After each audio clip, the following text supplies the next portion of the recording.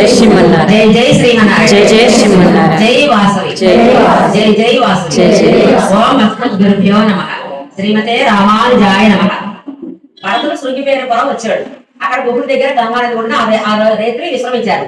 పొద్దునే లేచిన తర్వాత గుహుడికి చెప్పారు, మరి మేము వెళ్ళాలి అన్నయ్య దగ్గరికి, మరి పడవలు మాకు ఏర్పాటు చేస్తే చాలా జనం వచ్చారు కదా ఎప్పటి అందరికి అన్ని సరిపడ పడవలు ఏర్పాటు చేస్తే మేము అవతలకి చేరిస్తే మేము వెళ్తామని చెప్పి అడిగారు. అడిగితే అప్పుడు వెంబడి గుహుడు వాళ్ళ మంత్రులతో పరవంచి చాలా పడవలు వీళ్ళకి సరిపడా అన్ని పడవలు తెప్పించి వీళ్ళందరూ ఎక్కించి ఒడ్డుకు పంపిస్తారు. వీళ్ళతో కూడా గుహుడు కూడా వస్తారు రాముడు చూద్దామని. ఇక వాళ్ళందరూ అక్కడికి వెళ్ళిన తర్వాత భరద్వాజ ఆశ్రమానికి వెళ్ళారు. భరద్వాజ ఆశ్రమానికి వెళ్ళినప్పుడు మరి ఎంతమంది జనం అయితే మరి ఋషులు యుద్ధం చేసుకుంటారని డిస్టర్బెన్స్ అవుతుంది కదా, అందుకని వీళ్ళందరినీ ఇక్కడే ఉండమని చెప్పి ఒక వశిష్ఠుని తీసుకొని భరద్వాజ ఆశ్రమానికి వెళ్ళాడు భరతుడు.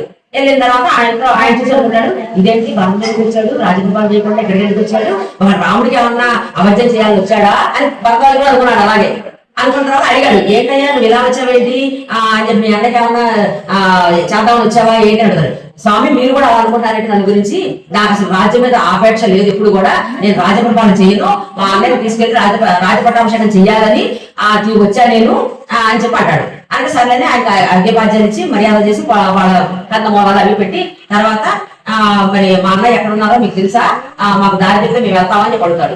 అంటే మీ అన్నయ్య చిత్రపూర్వకం మీద ఉన్నాడు, ఈ రోజు మీరు ఇక్కడ విశ్రాంతి తీసుకోండి, రేపు ఎందుకు గాని అని చెప్పి మీ సైన్యాన్ని అంతా అక్కడ వదిలిపెట్టేసి ఒకడే వచ్చావేంటి అని అడుగుతారు. అంటే మీకు డిస్టర్బెన్స్ అవుతుందని యజ్ఞానికి నేను తీసుకురాలేదు అని చెప్పంటే, సరే మీ సైన్యాన్ని అంతా పిలిపించు, నేను ఈ రోజు మీకు అందరికీ పడుకోవడానికి విశ్రాంతి తీసుకోవడానికి ఆహారం అన్ని ఏర్పాటు చేస్తా అంటాడు. అంటే ఎందుకు మీకు శ్రమ, మీకు కందమూలాలు కదా వాళ్ళే తీసుకుంటారులే అని చెప్పంటే, కాదు కాదు మీకు ఏ ఆహారం కావాలో ఆ ఆహారం నేను ఏర్పాటు చేస్తాను, నా మాట కారణంతో ఈ రోజు నా అతిథులు సేకరించాను, మీ బంధు జనాలు మీకు చెప్పాల్సిన అందరూ కూడా అని చెప్పంటారు. చాలా అని చెప్పి ఆయన హోమంలో కూర్చొని భరద్వాజుడు అందరిని పిలుస్తాడు. ఇక దేవతలందరినీ అన్ని పదార్థాలు పంపిస్తామని ప్రార్థన చేస్తే పెద్ద పెద్ద ఇళ్ళు, పెద్ద పెద్ద అన్ని పదార్థాలు, మందు తాగేవాళ్ళకి మందు, తినేవాళ్ళకి తినేది, అన్ని రకాలు ఏర్పాటు చేసేసాడు. ఇక వీళ్ళందరూ వచ్చేసి ఎవరికి కావాల్సిన వాడు మొత్తం మంచిగా తినేశారు. మంచిగా తినేసి చాలా బాగుంది విందు, ఇట్లా ఉంటే రోజు ఇక్కడ ఉండదు అనుకుంటారు వాళ్ళు. అది అయిపోయిన తర్వాత మళ్ళీ తెల్లపోతేనే అదే తగ్గ విశ్రాంతి తీసుకున్నారు. తెల్లపోతే భరతుడికి ఆగట్లేదు ఎంత తొందరగా రాముడికి వెళ్ళాలని, అందరూ ముందే లేచాడు. ముందే లేచి భరద్వాజుని అడుగుతాడు, మరి స్వామి మాకు సమీపిస్తే మేము వెళ్తాము, మరి చిత్రకూడానికి ఎట్లా వెళ్ళాలి ఏంటి మాకు దారి చెప్పండి అని చెప్పానంటే, సరే మీరు రథావళి గుర్రాల మీద వెళ్తారు కాబట్టి మీరు వేరే దారిలో వెళ్ళాలి, నడిచేదారి కాకుండా ఇట్లా 2 దారులు ఉన్నాయి, దక్షిణ వైపు ఒకటి ఇటు ఒకటి ఉంది, ఇట్లా వెళ్ళాలి ఇట్లా వెళ్ళాలని చెప్తాడు. చెప్పిన చిత్రకూటంలో మీ అన్న ఏ ప్లేస్ లో ఉన్నాడో నాకు తెలియదు, కానీ చిత్రకూటం మీదే ఉంటాడు, అక్కడికి వెళ్ళి మీరు వెతుక్కోండి అని చెప్తారు. ఈసారి వీళ్ళందరూ గుర్రాల మీద బయలుదేరి వెళ్ళారు. అక్కడ పన్నసాల కట్టిన తర్వాత మనం చెప్పుకున్నాం, పన్నసాల కట్టిన తర్వాత అక్కడ సీతారామ లక్ష్మణులు కలిసి అక్కడ ఉంటాం కదా. అక్కడ ఏం జరుగుతుంది, రాముడు వాళ్ళు 3 పూట్ల స్నానం చేయడం, యజ్ఞాలు హోమాలు చేసుకోవడం, అమ్మవారికి ఏమో భక్త పక్షులు ఈ పక్షి పేరేంటి, దీని పేరేంటి, ఈ చెట్టు పేరేంటి అడుగుతా ఉంటే అన్ని చూపించుకుంటూ చాలా ఎట్లు పాములు పనులు చూసుకుంటూ వాళ్ళు అక్కడ తింటూ ఉంటారు. అక్కడ అమ్మవారిని అంటాడు స్వామి, నువ్వు లక్ష్మణుడు నాతో పాటు ఉంటే 14 సంవత్సరాలే కాదు జీవితాంతం అనుమానా కూడా నేను ఇట్లా అడవిలో ఉంటాను సంతోషంగా, మీరంతా నాతో పాటు ఉంటే చాలు అని చెప్పి అన్నాడు లక్ష్మణుడు. అక్కడ ఉంటారు అన్నమాట. మందాని అనేది పావుతుంది. అక్కడ మందాని దగ్గర స్నానం చేసుకుంటే యజ్ఞాన్ని చేసుకుంటూ ఉన్నారు. అయితే ఈ వీళ్ళు కూర్చొని మాట్లాడుకుంటుంటే పక్షులు జంతువులు అన్ని కూడా కంగారు ముందుగా ఉన్నాయి. అలా ముందుగానే అంటే అక్కడ ప్రమాదం వస్తే అక్కడ దొరికేది.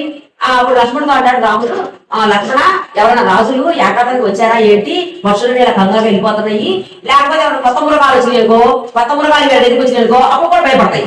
అందుకని అలా జరిగిందా ఏం జరిగింది లక్ష్మణ అంటే, ఉండి నేను చూస్తా ఉన్నాను అని చెప్పని భరతుడు చెట్టు ఎత్తుగా చెట్టు ఎక్కితే కనబడుతున్నాడు అడవంతా. ఆ చెట్టు ఎక్కేసరికి భరతుడు పెద్ద జనాలతో తీసుకుని వస్తా ఉన్నాడు. అప్పుడు చూసి అన్నయ్య భరతుడు ఏదో చేయడానికి వస్తున్నాడు, 14 ఏళ్ళయ్యాక నువ్వు రాజ్యంలో వచ్చి రాజ్యప్రపాలన చేయకూడదు అని చెప్పి ఇక్కడే నేను చంపేయాలనుకున్నాడు, ఏమిటో మరి అంతమంది జనాన్ని తీసుకుని వస్తున్నాడు, గలుపడాలని రెడీ చేయండి వాడు వచ్చేసరికి అని చెప్పాడు భరతుడు. అంటే రాముడు అంటాడు, తమ్ముడు అలా అంటాడు కాదు, అలా చేయడు, ధర్మాత్ముడు ధర్మ ప్రకారం నడుస్తాడు, అలా చేయడు, వాడు చేసినా కూడా తమ్ముడు గారికి పట్టులు వెళ్తాను నీకు కాదు, తమ్ముడు ఏదో మంచి పని మీదనే వచ్చి ఉంటాడు, నువ్వు తొందరపడవాకు అని చెప్పి లక్ష్మణుడు కోపం చేస్తాడు. సరే వీళ్ళు ఇక్కడ వచ్చిన తర్వాత చిత్రపూట పడతాం అంటే చాలా ఉంటుంది కదా, దాని మీదకి వీళ్ళందరూ పెద్దవాళ్ళని వీళ్ళమ్మల్ని వీళ్ళందరూ అవి చేసి మిగతా వాళ్ళని ఉత్తర వైపు కొంతమంది దక్షిణ వైపు ఎదగడానికి పంపిస్తారు. భరతుడు వశిష్ఠుడు ఒకే వెళ్తారు. ఈ భరతుడు వశిష్ఠుడు వెళ్ళే ఈ వీళ్ళు ఉంటారు రామలక్ష్మణులు. అక్కడ యజ్ఞం చేస్తే పొగ వస్తుంది కదా, పొగ వస్తుంది అంటే మానవులు ఉంటేనే పొగ వస్తుంది, పశుపక్షులకి నువ్వుతో పడలేదు కదా, మానవులు ఉంటే పొగ వస్తే ఇక్కడ ఉన్నానే అన్నయ్య వాళ్ళని చెప్పి దాని ప్రకారం వృత్తి ప్రకారం వెళ్ళి వెళ్తారు. ఏదైనా అన్నయ్య అన్నపాదాల మీద పడి గెలుస్తా ఉంటాడు భక్తులు. ఆ తమ్ముడిని లేవదీసి అయ్యా ఎందుకు పెడుతున్నావు నువ్వు నాన్నగారు నేను అడిగేటప్పుడు ఎట్లా ఒప్పుకున్నారు నువ్వు ఎందుకు మరి ఆ పట్టాభిషేకం చేసుకున్నావు కదా మరి పరిపాలన ఎలా జరుగుతున్నాడు ఆయన ఇలా రాజు ఎలా ఉండాలి మంత్రులు ఎలా ఒప్పుకోవాలి పార్వతులు తిండి బాబు వృద్ధులైన వాళ్ళని పెద్దవాళ్ళని వాళ్ళ సలహాలు సంపత్తులు కావాలి కాబట్టి వాళ్ళని తప్పనిసరి మనం పక్కన ఉంచుకోవాలి నీ స్నేహితుల్ని పెట్టుకోవచ్చు కానీ వీళ్ళ కూడా ఉండనియాలి వీళ్ళని తీసేయకూడదు ఆ ధనాగారాలకు మంచి ఉంచుకోవాలి కోసాగారాలకు మంచి ఉంచుకోవాలి అని ఇట్లా అన్ని చెప్తా ఉంటాడు ఈయన రాజు ఎలా ఉండాలి ఏం చేయాలనేది భర్తకు చెప్తా ఉంటాడు అవన్నీ చెప్తుంటే భర్తకు ఇంకా దుఃఖం ఎక్కువ ఇక అన్ని చెప్పిన తర్వాత అప్పుడు మాట చెప్తాడు నా అన్నయ్య నాన్నగారు ఇలా జరిగింది ఇంట్లో ఇలా మరణించారు నువ్వు బట్టి నాకు ఇష్టం కాబట్టి నువ్వు నాకు జరతపణ వద్దు ఇష్టమైన వాడు ఇష్టమైన కొడుకు జరతపణ వదిలితే ఆ తండ్రికి మోక్షం కలుగుద్ది మంచి లోకాలకు వెళ్తాడు నీవంటే నాకు చాలా ఇష్టం నాన్నగారు ఇట్లా నీకోసమే కలరించి చనిపోయారు ప్రాణం కాబట్టి నువ్వు జరతపణ వదిలేని చెప్పాడు అప్పుడు రాముడు అయ్యో నాన్నగారు పొరపడించారా అని చెప్పి దుఃఖించి సీతమ్మ గారి సీత నీకు మామగారు లేడు గురించి మా మామగారు ఇలా అయిపోయారట అని చెప్పి లక్ష్మణ నువ్వు తండ్రి లేడు కొడుకు అయిపోయావయ్యా నీకు తండ్రి లేడు తండ్రి కొడుకు అయిపోయావయ్యా అని చెప్పి లక్ష్మణ చెప్పి ముగ్గురు దుఃఖిస్తారు దుఃఖించిన తర్వాత మళ్ళీ అక్కడ మందారి నది దగ్గరికి వెళ్ళి పిండ ప్రదానం చేయాలి కదా రాముడు చేయడానికి గారపిండి అక్కడ ఏం దొరికి బియ్యపిండి దొరకవు కదా గారపిండిలో పండిపోయిన రేగి పళ్ళు గుడ్సు కలిపి పిండా చేసి పెట్టాలి దప్పలు కలిసి దప్పలు పిండాలు పెట్టాలి పెట్టిన తర్వాత రాముడు అంటాడు దండం పెట్టుకొని అంటాడు నాన్నగారు నేను ఎవరైనా సరే వాళ్ళు ఏది తింటారో అదే కదా పెట్టేది నేను ఇక్కడ నీ ఆజ్ఞ ప్రకారం నేను వనవాసానికి వచ్చాను కాబట్టి నాకు ఇక్కడే దొరుకుతుంది ఇదే దొరుకుతుంది కాబట్టి నేను ఈ పిండితో నీకు పిండ ప్రకారం చేస్తున్నాను స్వీకరించండి అంటే దండం పెట్టుకొని ఆ జలాంతరం జలకరణ వదులుతాడు జై శ్రీమన్నారాయణ